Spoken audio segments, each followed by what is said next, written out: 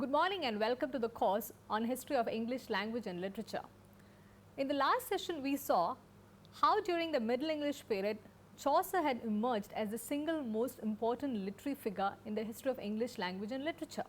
So much so that so many historians began to consider him as a real starting point of English literary studies, and all the other things that happened before that almost faded into oblivion.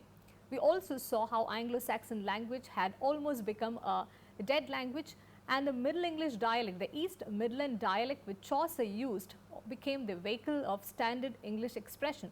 It also became the language of unity. It also led to a lot of growth of national consciousness in Britain. The nation began to get unified. Things were sounding much better than what it used to be during the Old English period. In today's lecture, we will be taking a look at Chaucer was very important, that he almost grew up like a banyan tree, and everything was fading into oblivion under him. But later historians, when they see the period after Chaucer, they are all the more convinced that there was hardly anything which could be highlighted in the period after Chaucer.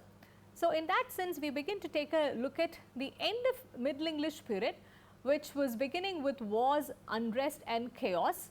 The war, some of the wars we took a look at in the earlier session itself, the 100 Years' War, which lasted for almost 116 years and also sapped all the resources and energy from the growing nation of Britain. And many historians feel that Middle English period, especially the period after Chaucer, towards the fag end of the Middle English period, it was not a period of production, but it was considered mostly as a period of preparation. It was considered as a preparation for a great age to follow, the great age soon after Middle English period being the Elizabethan period. And also during this time, we find the spirit of Renaissance running deep and strong, the influence of the antique literatures of Greek and Roman being quite influential in the making of English language and literature.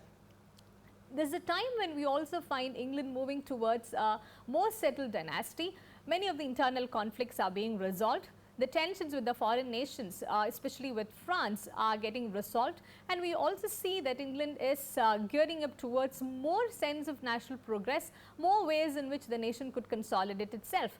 We also see a reformed religion emerging thanks to the many movements as part of Reformation. The people are also more united and progressive in nature, focusing more on the things that would add on to a great value to the nation itself. And this is how the literary period after Chaucer gets described. The historian Hudson, he says, there was little enough to inspire and much to repress literary genius. And many historians do agree with him, and we can't agree better, in fact, because we do see that there is a lot of unproductiveness in the 15th century after Chaucer. Many of the conditions were also quite unfavorable for literary production. And one of them was a low state of education, in spite of the heavy investment the church had on educating its own people, and also the investments it had on the monasteries, the educational institutions which were coming up. The common people remained quite distant from all these new developments. The universities, in fact, which had to be a center of, which had to be ideally a center of intellectual challenges, they were in fact buried deep in medieval philosophy, and there were endless and quite fruitless controversies about things which were not taking the nation forward in any way. And this was also the period when the middle class was emerging, and we do see that the middle class, they were not very they did not take kindly to the new things which were coming up. In spite of that, they were quite hostile to the intellectual interests which were emerging, and their spirit was largely mercenary and sordid in nature. We also see a degeneration of religion in spite of the Reformation activities going on. There is also a large scale persecution going on. Due to these reasons, the Middle English period, as many of you might have heard from other sources as well, that the Middle English period was also known as the Dark Ages. So, due to various reasons, the Middle Ages were also known as the Dark Ages. In fact, much of social history and general history focuses a lot on the Dark Ages and how medieval age was dominated by certain things which were related to religion and church. in fact, many historians feel that the only romance which was possible during the Middle Ages was a romance of religion. And this was also because the priests were mostly the educated class due to various reasons. The church dominated like anything during this period, and we find that the church had stifled secular arts, it had stifled literary activity, and even when some bit of literary activity was made possible, it was heavily mediated by the church. And in that sense, the topic, the theme, the treatment of literature and everything was dictated in certain ways by the church. And since church had a monopoly over education as well, the priests were mostly the educated class, and they also focused on the writings which were mostly religious in nature. So, we find an abundance of devotional writing during this period. Yeah. And again, due to the monopoly of church, we also find that there is an increased use of Latin, and this is as against the emergence of English language during this period. And we find that the clergy sticks to Latin for quite a long time, just like the courtiers continued to speak in French for a long time. So, Latin was also a severe handicap in producing any kind of literature. And the most important reason for the less productive literary output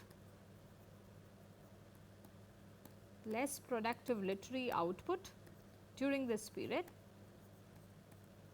was that there was no informed criticism at all. Any serious student of literature would know that for any kind of literature to progress, there should be a mediation and an intervention in the form of informed criticism and not just a blatant kind of criticism. So, because of that, literature could not continuously progress in Britain during that period.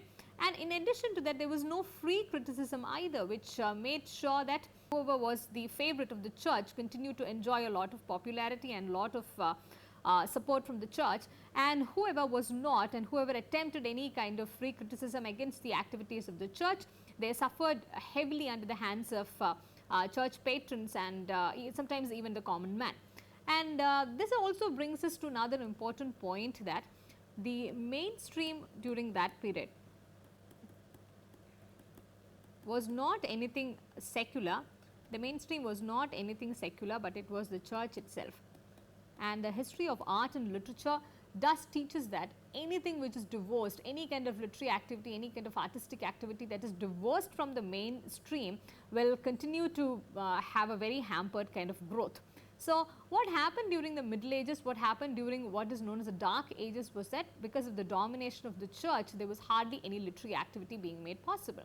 But there is also another ray of hope over here. We find that a sense of a spirit of defiance was found from certain neighboring European nations such as France, Spain and Italy.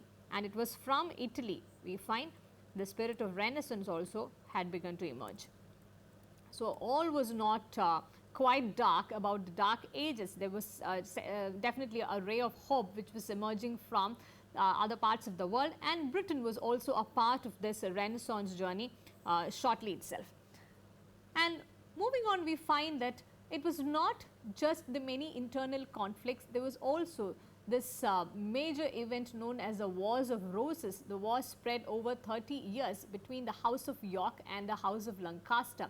This war also dominated the scene of British literary history for a very long time, and in fact, though the struggle was merely for 30 years, the problems began a little before 30 years itself, and it was an ongoing struggle between two major noble families.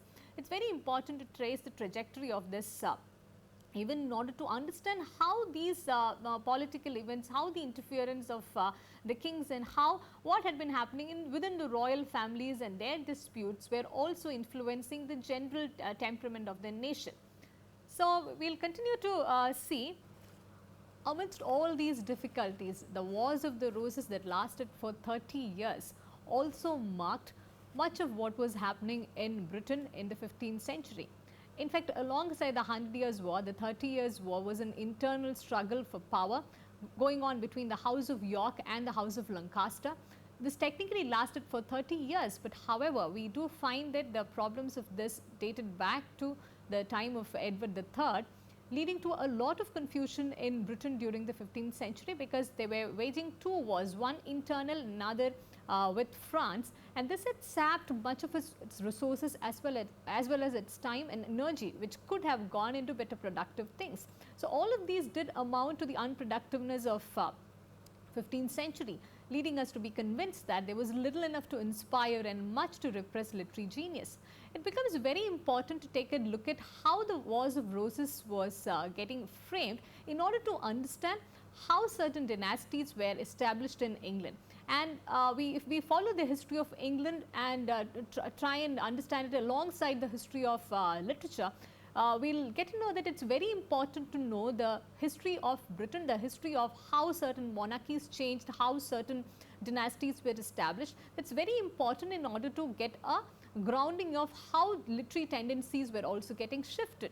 So, I would like to give a brief history of the Wars of the Roses, which also includes a story of shifting loyalties and how it led to eventually the establishment of the Tudor dynasty. The Wars of the Roses, which lasted from 1455 to 1487, 30 years, it does bear a lot of weight on the history of Britain in general. For those of you who are interested, it is important to note that this was also the series that inspired the Game of Thrones. The series Game of Thrones is loosely, the drama in Game of Thrones is loosely based on the events which happened during the Wars of Roses between the House of Lancaster and the House of York. This was basically a power struggle between two noble families spanning generations, and this was also quite complex in nature. And here I try to recreate the scene for you, leaving out certain irrelevant details and only focusing on what is essential for the understanding of the elision of certain dynasties and the formation of certain new ones. In fact, what happens was the War of Roses, it does not really begin in 455. In fact, it dates back to a period as early as the death of King Edward III in 1377. If you remember, King Edward III was the same king who even initiated the 100 Years' War and the dispute for territory with France. So, King Edward III, when he died, he had three living sons: John of Gaunt, Edmund of York, and the Duke of Gloucester. Edward the Black Prince, his first son, had died much before the death of King Edward III, that was much before 1377.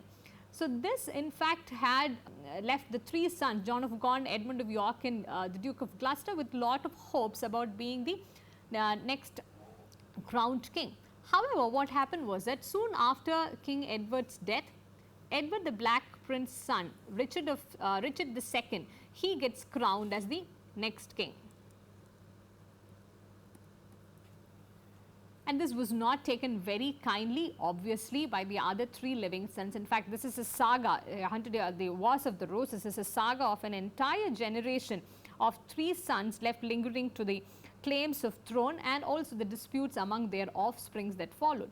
So, soon after King Richard had taken charge of the English crown, we find in Henry IV a very disgruntled soul, and he had raised a couple of unsuccessful rebellions against Richard II.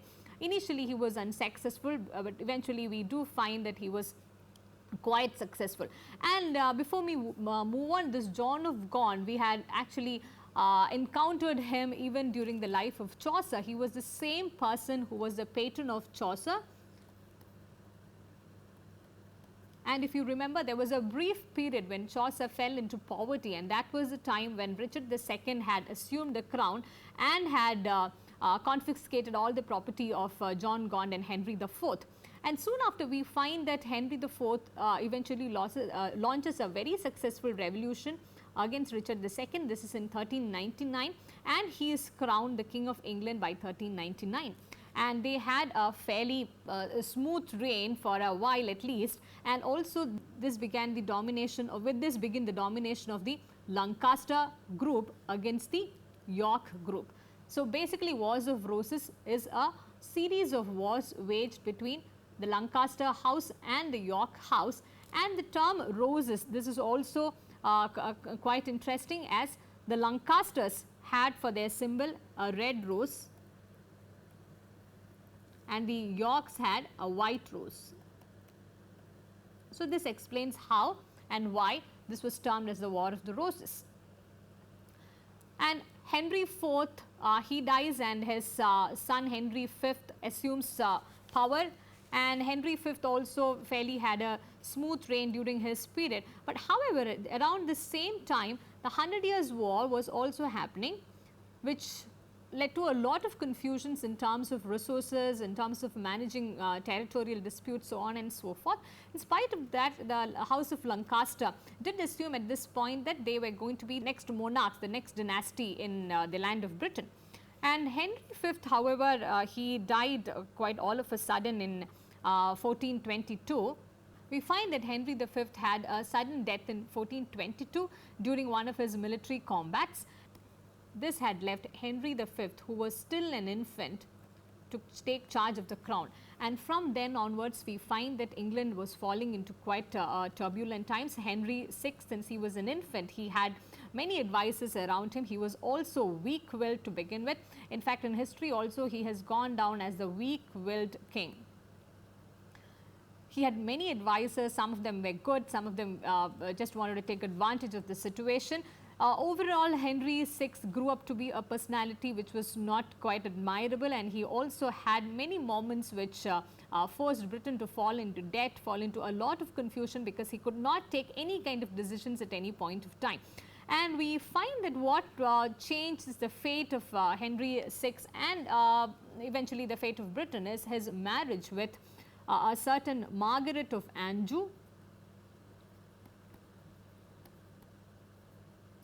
She was French, and many of the supporters of Henry VI and some of his well-wishers assumed that this connection, this marriage alliance with a French princess is going to be of great use, because that will in some form or the other alleviate some of the territorial tensions between Britain and France. However, this did not prove to be a very wise decision, because Margaret of Anjou was quite strong-willed. She had her own ambitions to pursue, and she was not, he was quite capable of raising an army on her own and even doing many of the things on her own. This was not quite an encouraging thing for Britain at that point of time. And since Henry VI was quite inept in carrying out his duties, for a brief time we do find that the Duke of York, who had descended from the House of York, we find the Duke of York, who is Richard, being the advisor general to Henry VI for a brief period of time. And also it is useful to remember that the Duke of York was hugely popular, and he was very well liked by the common people, but he was not for obvious reasons favoured by Margaret of Anjou. And there were specific reasons as well. One was the 100 Years' War that he critiqued. So because of that, even for a while, Richard, the Duke of York, was even banished from court, and he was sent in exile to Ireland for a brief time. However, due to various turns of events and largely due to the inept nature of Henry VI, Duke of York again came back, and he assumed a greater position of power. In fact, in that sense, from advisor general, he was appointed as the Lord Protector.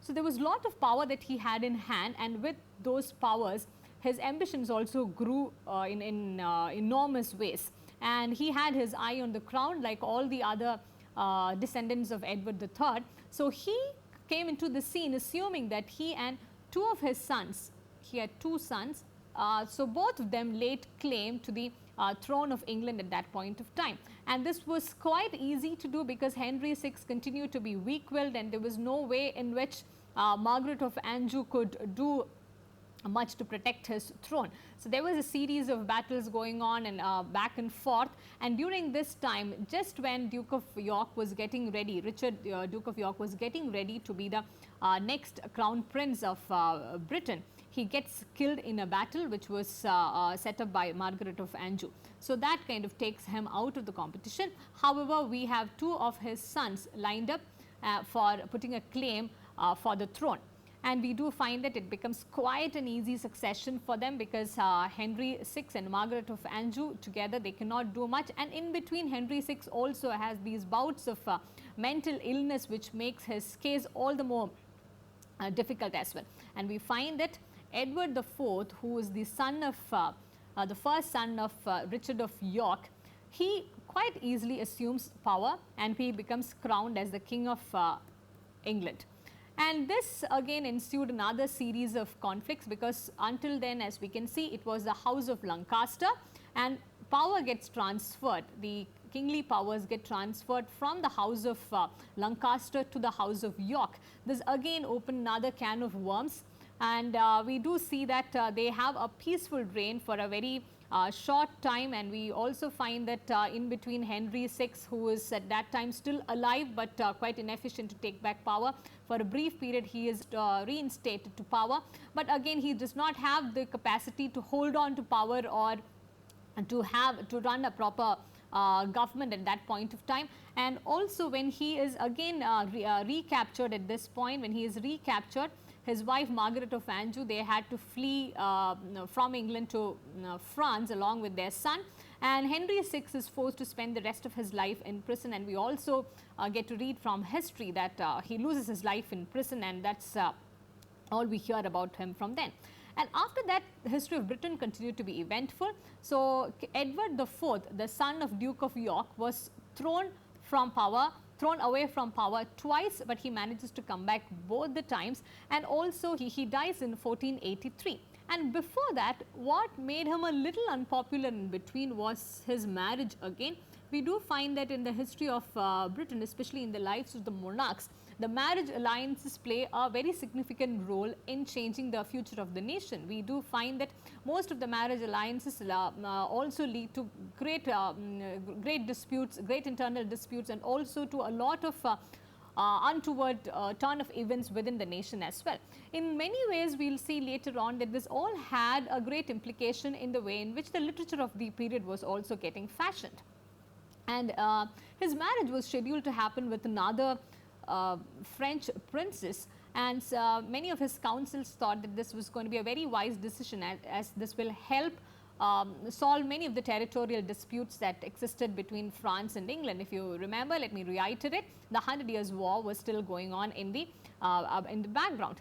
So, but Edward IV was not keen on this marriage with the French princess. Instead, he goes and secretly marries a widow of a minor noble, and this had alienated most of his allies. Many of the other lords and other dukes who had given him support for him to assume power, mostly the allies of Duke of York as well, they all had felt quite unhappy with this new secret marriage that had taken place, and they had even withdrawn many of their support. But however, until his death, he continued to remain in power, and that had not affected his fortunes as a king for a very long time. But he dies in 1483, assuming that two of his sons can automatically inherit the crown. But as soon as he dies, Richard II, who is Edward IV's brother, which also means that he was the second son of Duke of York, he also had ambitions on the crown. So Richard III, as soon as Edward IV dies, he's very quickly he declares the sons illegitimate, because the sons were born out of wedlock and also from a secret marriage, and this marriage was not recognized by the church or by the other dominant persons in the country during that period. So the sons were declared illegitimate, they were forced to be imprisoned, and history tells us that we do not hear about those two sons after that, and they were it was quite a tragic incident, as they were quite young as well. The oldest son, when he was ready to assume the crown, he was barely 12 years old. They also had an older sister who was a daughter of Edward IV, and we do not hear much about her either, except that there is a lot in store for her in the future. And meanwhile, when all of these things are happening, Richard III conveniently takes charge of the crown, but he does not become crowned as the king. Instead, he is appointed as a regent. So he assumes a regency, and he with a lot of ambitions to become the next king of England. Meanwhile, history has other quite unexpected turn of events in hand. In 1485, crossing the English Channel and from France, there emerges Henry Tudor, who is going to change the history of England forever. In fact, Henry Tudor was one of the first descendants of, also a direct descendant of the first Duke of Lancaster, which also makes him a Lancaster to begin with. He belongs to the House of Lancaster. So Henry Tudor arrived on the scene he already saw how weak the courtly scene in England was, and he also came with the ambitions of becoming the next king of Britain. He came all prepared. In fact, he had raised an army right from France, and also because of these ongoing problems between France and England, he also got a lot of help in raising an army. He was raised in exile, and nobody knew about his existence until that point, until 1485. So, Richard III was quite taken by surprise when Henry Tudor attacked in 1485 with an army that he raised from France. Not only did Henry Tudor manage to completely wipe out the army and the power of Richard II, but he also did something which brought an end to the Wars of the Roses. Yeah? The daughter of Edward IV, who was a descendant of the House of York, and Henry Tudor, the descendant of the House of Lancaster, yeah, both of them, they get married, and here we find that the Wars of the Roses come to an end. And not only that, with this, Henry Tudor inaugurates the Tudor dynasty.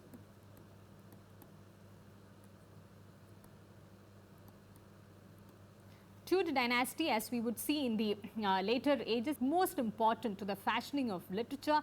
We find that it's during the Tudor period that English literature begins to flourish a lot. So, with the century-long dispute, as soon as it ends, it also inaugurates a fresh period in the history of Britain and also in the history of literature. So, this long and complicated history, it is quite important for us in order to understand that Britain was going through turbulent times. So, it was not an easy period when Britain was, as you can see how complicated this scheme of things look.